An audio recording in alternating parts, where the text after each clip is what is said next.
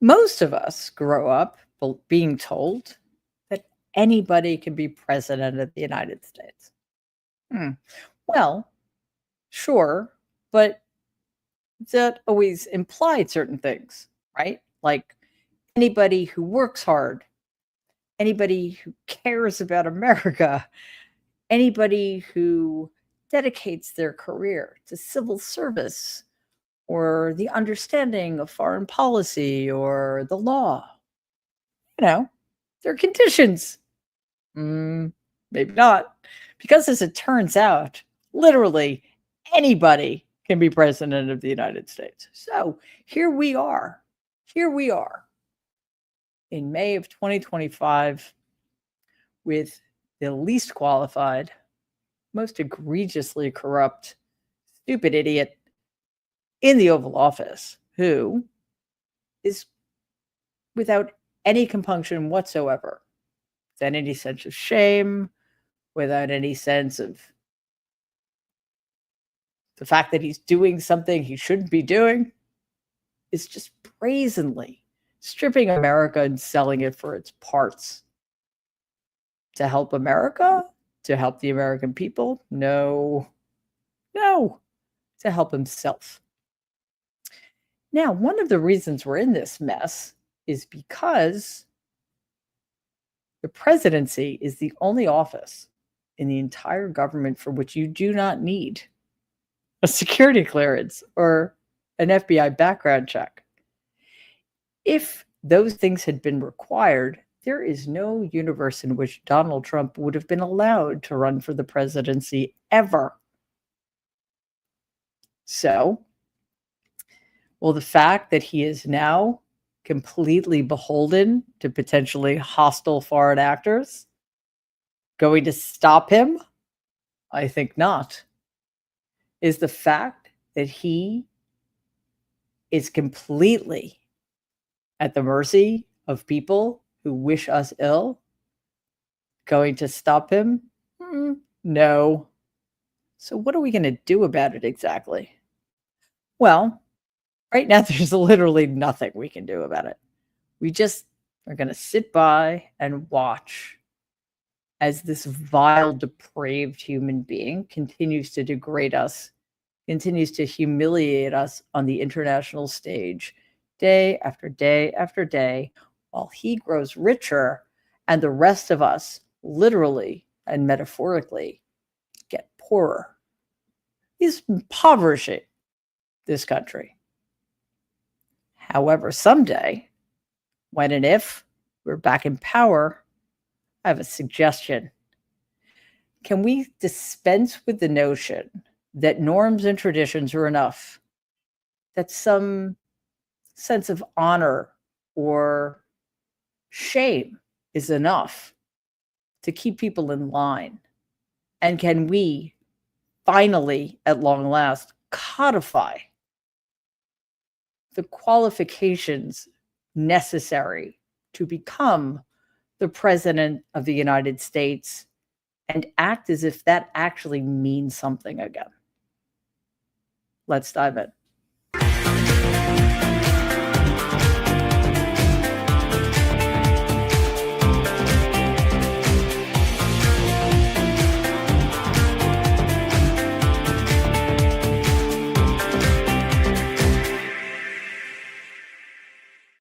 Good evening, everybody, and welcome to this evening's episode of Marriage Trap Love.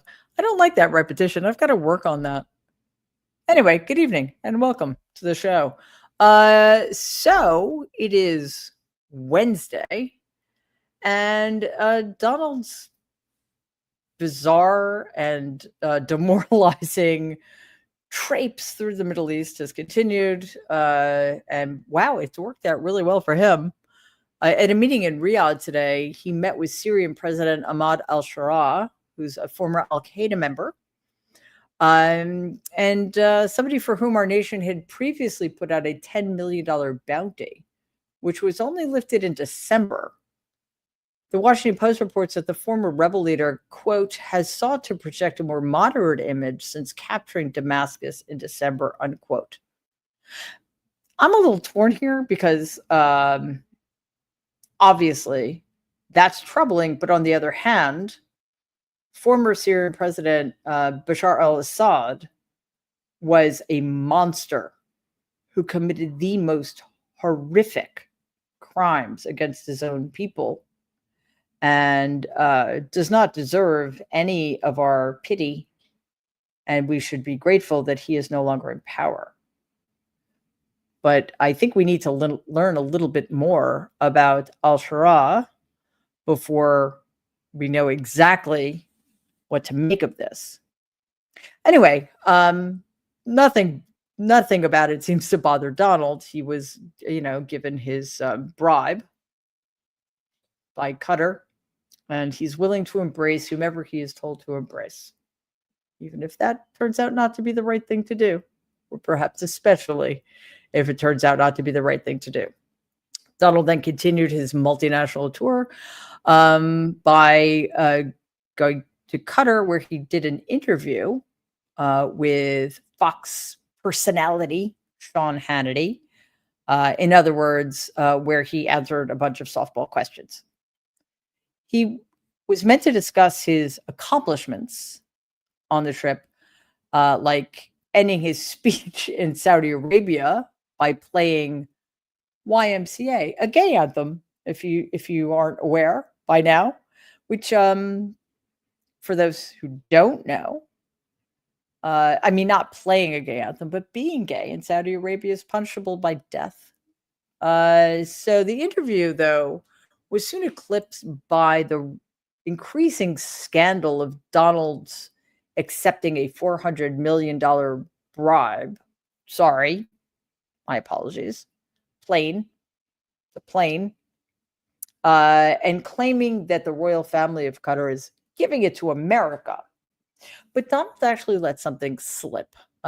Despite claiming that the plane was for America and not a personal gift to him, he told the truth, which is something, it's like a unicorn. Check this out. And these planes, the plane that you're in right now is almost 40 years old. And when you land and you see Saudi Arabia and you see UAE and you see Qatar and you see all these, and they have these brand new Boeing 747s mostly, and you see ours next to it. This is like a totally different plane. It's much smaller, it's much less impressive as it is.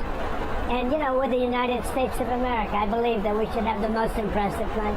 So anyway, so they said to me, we would like to, in effect, make a gift. You've done so many things. And we'd like to make a gift to the Defense Department, which is where it's going. And I said, well, that's nice. Now, some people say, oh, you shouldn't accept gifts for the country. My attitude is, why wouldn't I accept the gift? First of all, should we have the most impressive plane? I don't know. I don't care.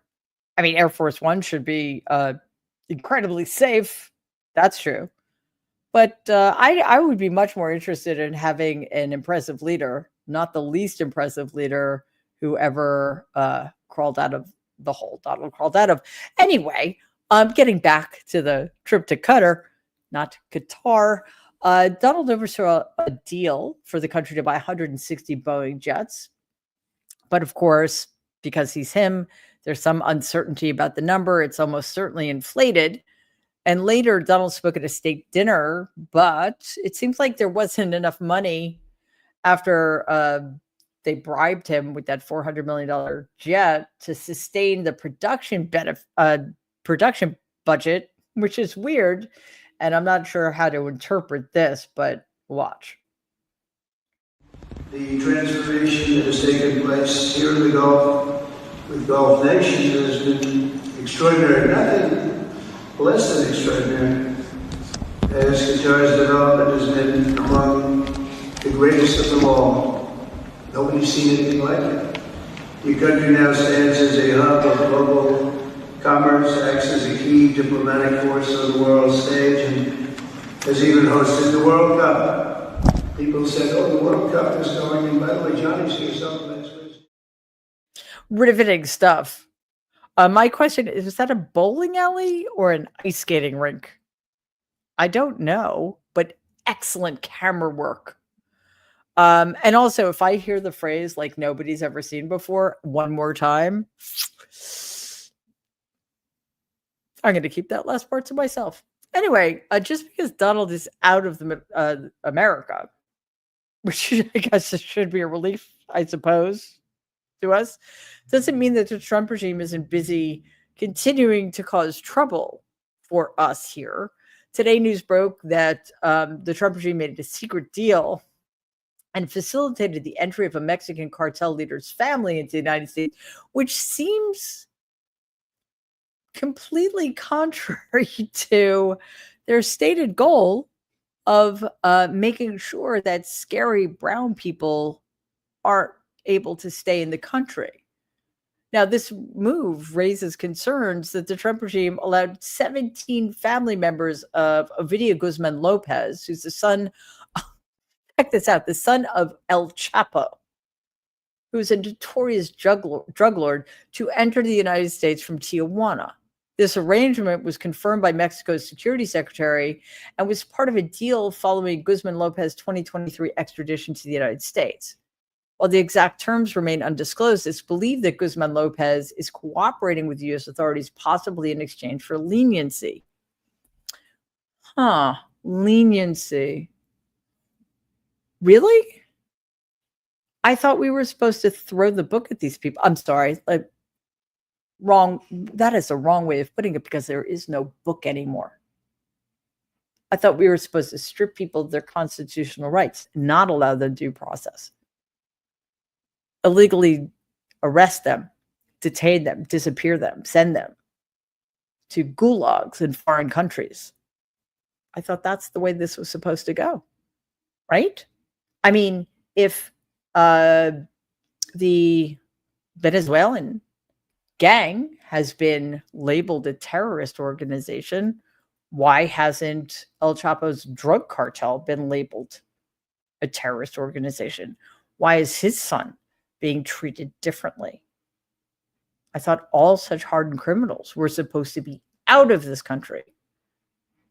No matter how illegally, they're sent out of this country, not welcomed in exchange for what? Information? I'm guessing there's more to this than meets the eye. I'm sure it has absolutely nothing to do with bribes. I'm speculating, of course, but I think it's fair to say it's informed speculation. Now, this development coincides with the U.S. Attorney General's office charging top Sinaloa. Sorry, my pronunciation of this is not good. I'm going to try again. Sinaloa cartel figures. Sorry. With narco-terrorism, signaling an intensified crackdown on the cartel. U.S. Attorney Adam Gordon warned cartel leaders they would face justice, signaling a more aggressive U.S. approach toward dismantling cartel leadership. So before I go on, I just want to take 1 second and ask you to take 1 second to like our videos, share them, and subscribe to our channel. Or if you're listening, if you're watching on YouTube, or if you're listening to the podcast, please follow us. All right, now I'm sad to say that this is becoming a nearly daily segment on this show, because there's more news out of Newark Airport, which quite honestly, is an airport I used to fly into and out of frequently, and I will not go anywhere near right now. In light of nonstop flight issues at Newark, the Transportation Secretary, Sean Duffy, has repeatedly told the public that it is still safe to fly into and out of the international airport. However, news broke that he rerouted his wife's flight from Newark to LaGuardia, one of New York's airports, citing scheduling concerns. By the way, I've been rerouting my own flights to LaGuardia because I am not comfortable flying into or out of Newark, and I'm perfectly capable and willing to say why, because the idea of flying into and out of Newark right now scares the shit out of me. And I'm guessing Sean Duffy knows more than I do. So I refuse to believe that this was just because of scheduling concerns. Also, hypocrisy is a hallmark of everybody in the Trump regime. So we shouldn't be surprised. Always, always, always watch what they do, not what they say.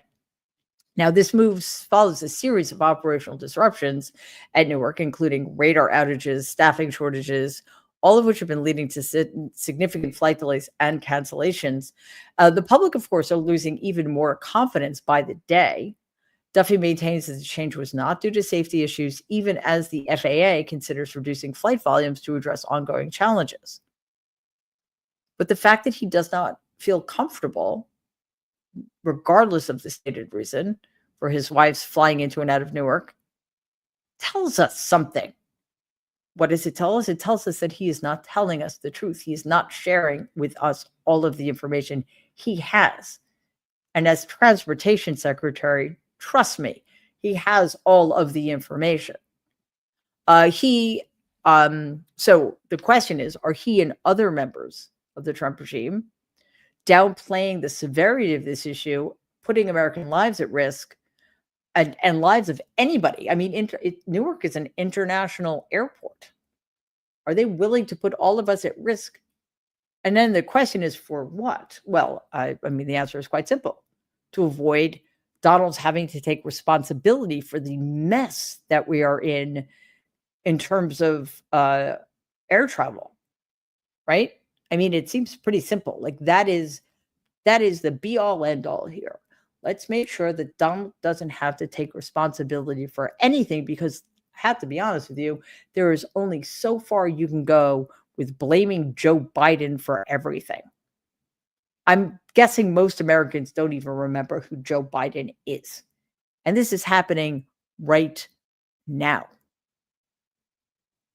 The other thing that we need to be very worried about is it really just Newark Airport? Like, why would it just be Newark?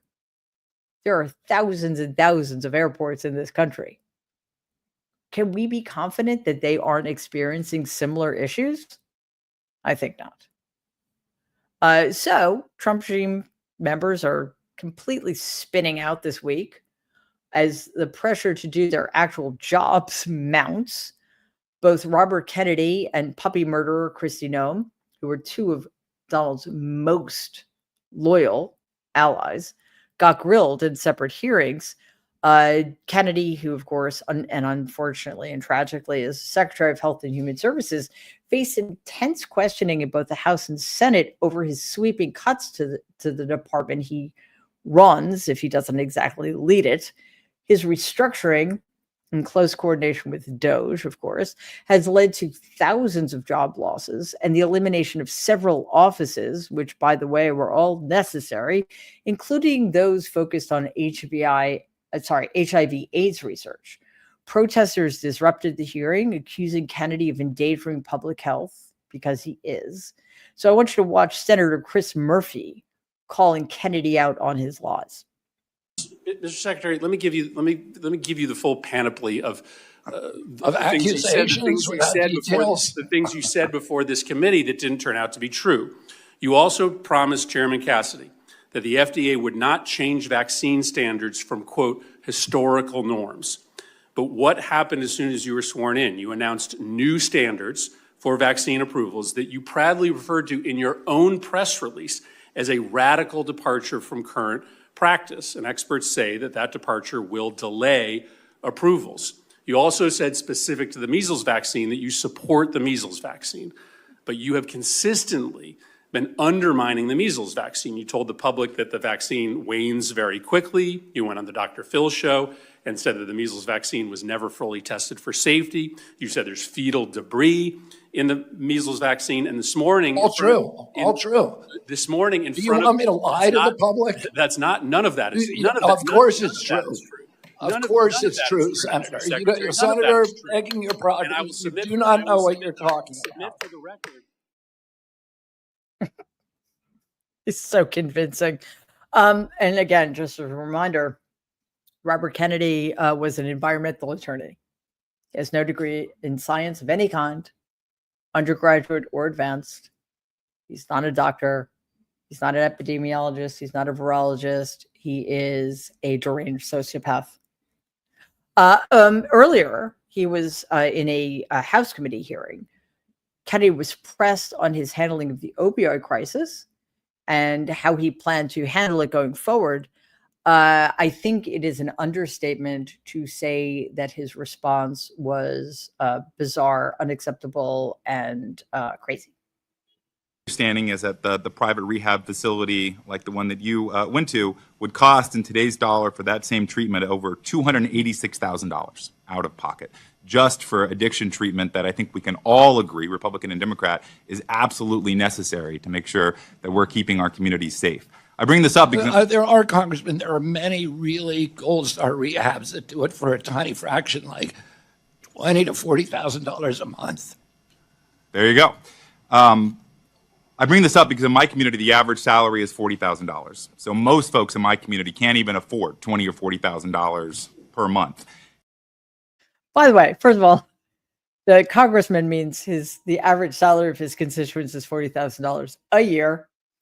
And arithmetic is just not a strong suit among these Donald people. $20,000 to $40,000 a month is actually as much or more than $240,000 a year. At $40,000 a month is twice as much as $240,000 a year. So I mean, I guess if you're that rich, what's $20,000 or $40,000 a month? And also, if you're that rich, why would you make it a priority to use government funding to support such rehab facilities? Who doesn't have an extra $20,000 to $40,000 a month kicking around? Also, by the way, let's say, for the sake of argument, you make $20,000 to $40,000 a month. Well, you still can't afford a rehab facility that costs that much because you have other stuff to pay for. Your mortgage, your rent, your kids' tuition. I don't know, luxuries like clothes and food. I guess we should just do without those things. Anyway, he's a disaster. And the fact that he is in charge of Americans' health is a disgrace. And then, of course, there's notorious puppy murderer, Secretary of Homeland Security, Kristi Noem, who also came under fire at a House Homeland Security Committee meeting.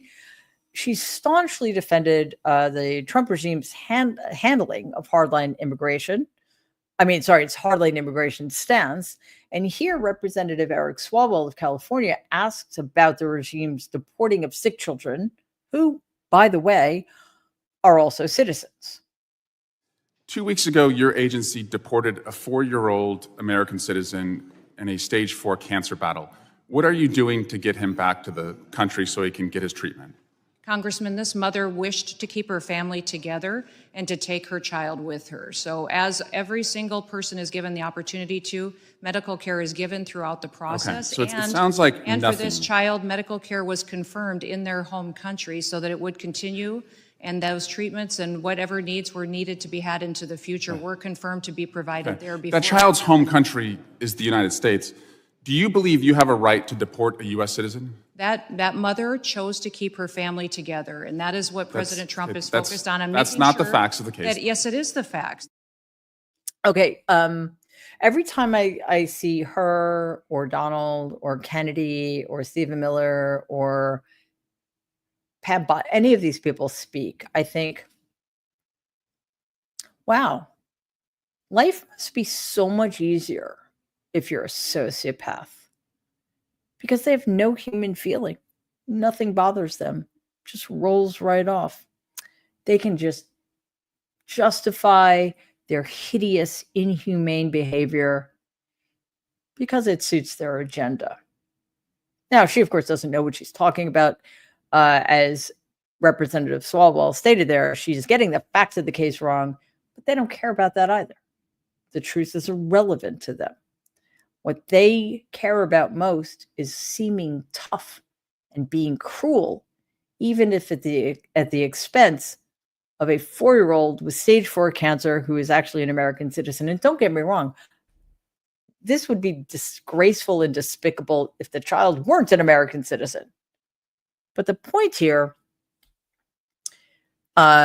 aside from the fact that these people are willing to stop at nothing to instill fear in all of us, is that nobody's safe. Nobody is safe. Due process denied one person is due process denied to all of us. And we cannot ever forget that. This is not some side issue. This is not a distraction. This is the point.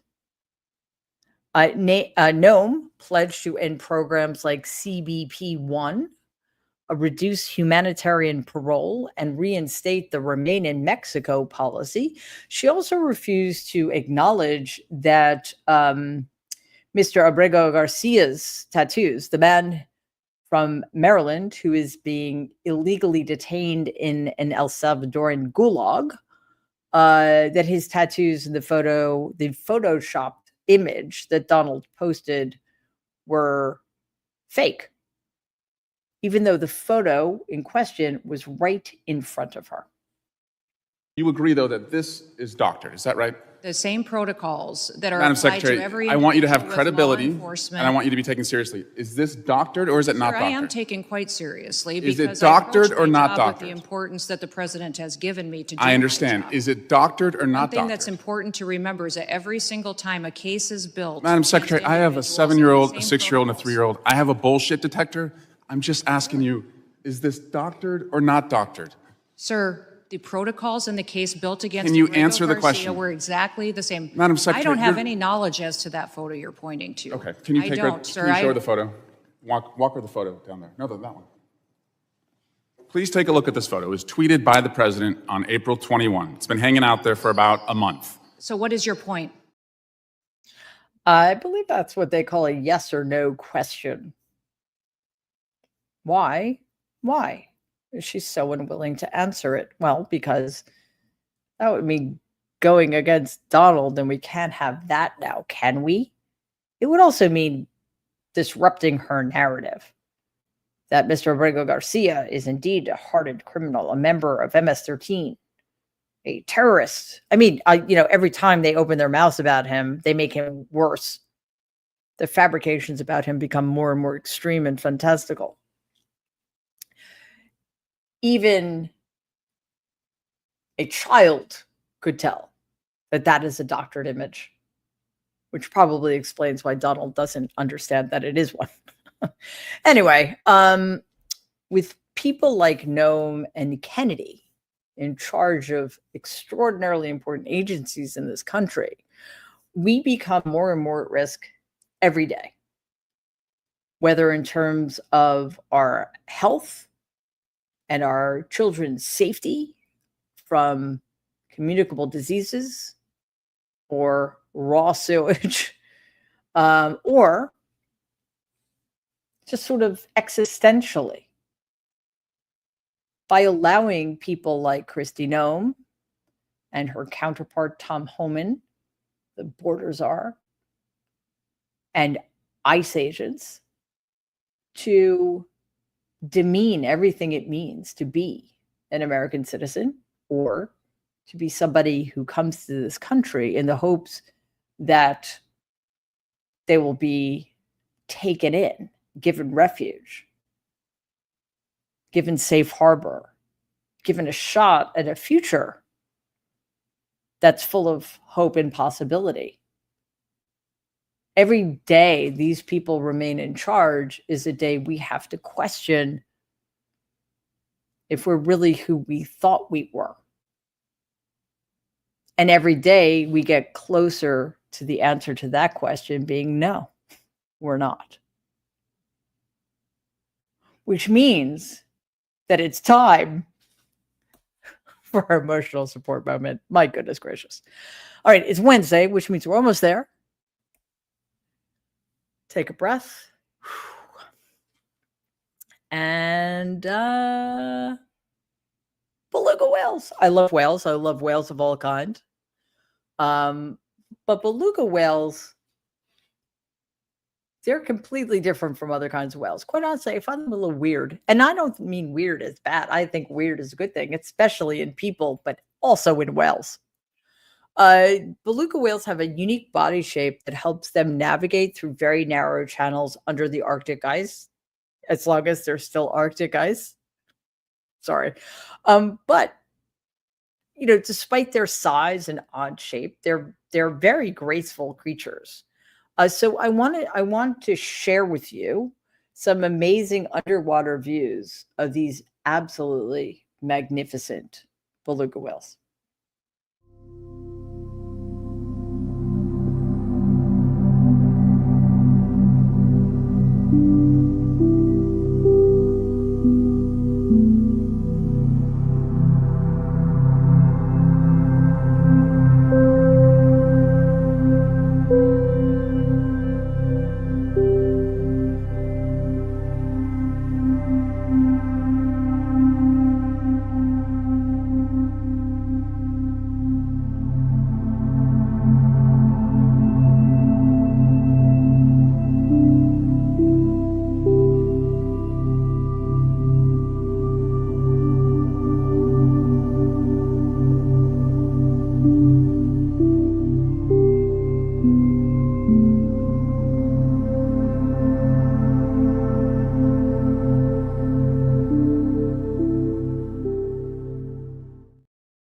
Can we keep watching? Wow. I also just I love all things underwater anyway. Those were beautiful, beautiful images. And also, God, they're just like pure muscle. And yet they are extremely graceful. And the caviar. Anyway. I hope you enjoyed that because that took my blood pressure down a few notches. So thanks to whoever's got that video. All right, it is time for your comments and questions. Oh, uh-oh. I just lost one. I think I pushed the wrong button. So hang on one second, guys.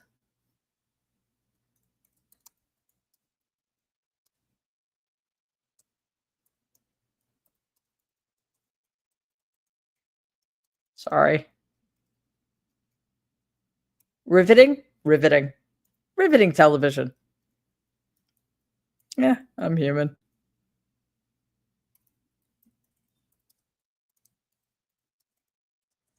All right. There we go. All right. I'm on it. Okay, from Donna. Thank you so much, Donna.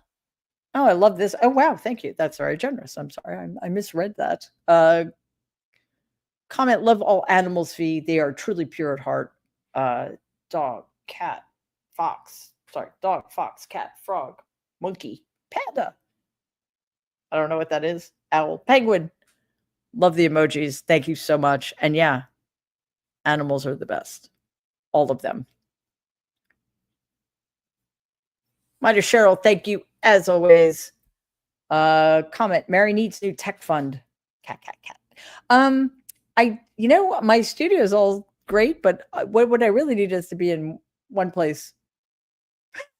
That's really what I need. But yeah, I could use a little mobile tech. That's for sure.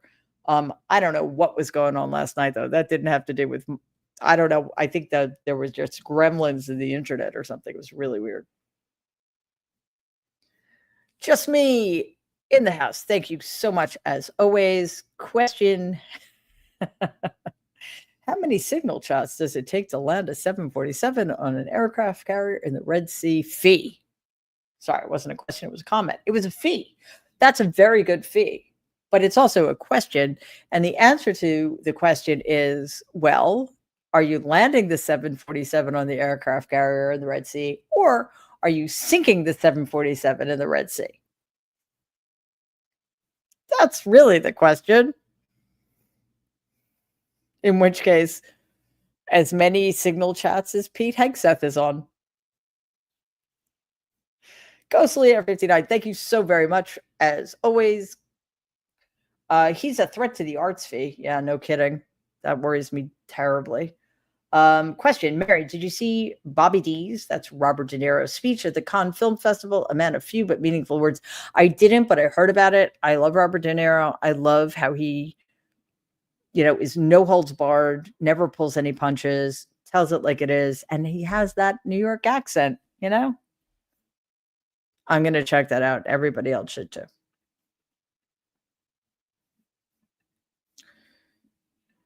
Purple J, thank you so very much. Comment, spay or neuter fee for the kitten Kindle if needed. Otherwise, spend it on treats. Absolutely. Yes.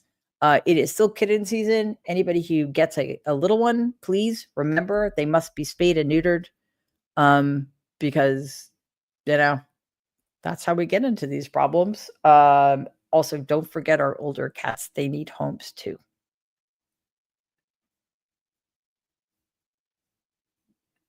His Divine Scadu, thank you as always. Question, did you see Donald standing next to those tall, handsome men? He looked so short and dumpy, LOL. Yeah, he also looked really white. If you've noticed, like, he had trouble telling the difference between leaders in certain countries. Can't imagine why. But yeah, I can't remember. We did a video earlier today, and in one of them, 2 videos earlier today, which, by the way, check it. We have videos dropping every day, pre-recorded. We do deeper dives into specific topics, so check them out. And in one of them, it was about this trip to Qatar, and we played a clip from 2017, and the difference both in his bearing and his speech was remarkable. John, thank you so very much. It's very generous of you. We appreciate it. Comment, keep up the great work. We will. If every intention of doing that. Extremely glad you guys appreciate it. Kaz, thanks as always. Question, did you see the Georgia College student detained? Oh, no, I did not. I missed that, but I will check it out because it is an epidemic at this point. Beans, thank you so very much. Comment, hi, Mary. Thank you for sharing some of these hearings. Feeling hopeful with them finally fighting back. We all need hope. Please keep it coming. Even my cat sees me smiling today. You know, our animals pick up on stuff, stress, despair, sadness. Yeah, and they also pick up on our good energy. So let's do that for them as well. And it is very good to see Democrats not sitting down, not standing back. They're really going for the drug dealer in some cases. And hopefully it's contagious because we need more of them doing that. John, wow, thank you so very much again. Comment, Madam Secretary, you're canceled. Oh, yeah. That'd be nice. Thank you, John. Ashley, thank you so very much. It's awesome. Comment, I love whales too. The first time I saw an orca in the wild, I cried. Oh, wow. Seeing an orca in the wild. Oh, God, that would be amazing. Amazing. Question, have you ever heard of the vaquita? I have not, but I am going to look it up now. Vaquita. Yeah, orcas are just beautiful. I mean, I wouldn't want to get my kayak flipped by one, but, you know, they're amazing. Mary, thank you so very much. ESM fee and kitty treats. Wow, the Mary Trump kitten Kindle is going to be so well supplied. It's going to be a little difficult rationing these treats for them because I'm going to want to give them treats all the time because they're going to be adorable kittens. And I'm just going to want to spoil them. Pink Nightmare, thank you so very, very much. Comment, I love animals more than people. Well, people are hard to love sometimes, aren't they? And animals are impossible not to love. Like, if you don't love animals, like, even if they're challenging, it's your problem. Christy Noem, puppy murderer.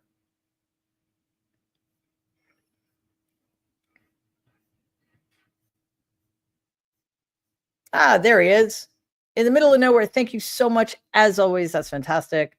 My missed the cut these past years. Oh, your question missed the cut these past years? That's how did that happen? I'm hoping you get it today. I did.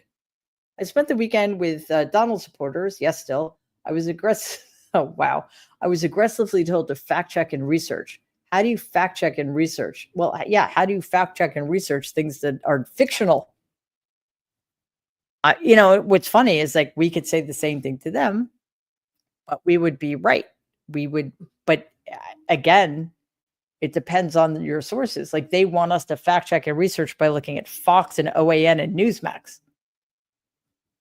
you know, and we want them just to look at objective news sources, which they think are as much propaganda machines as Fox, OAN, and Newsmax. It is a vicious cycle in which we are currently living. Neuropilot, thank you so much.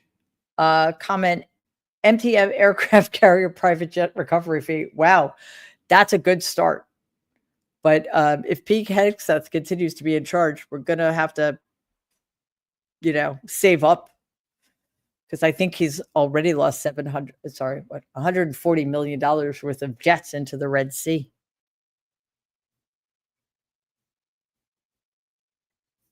Just me again. Awesome. Comment, thank you. Just learned that belugas are rear-wheel drive.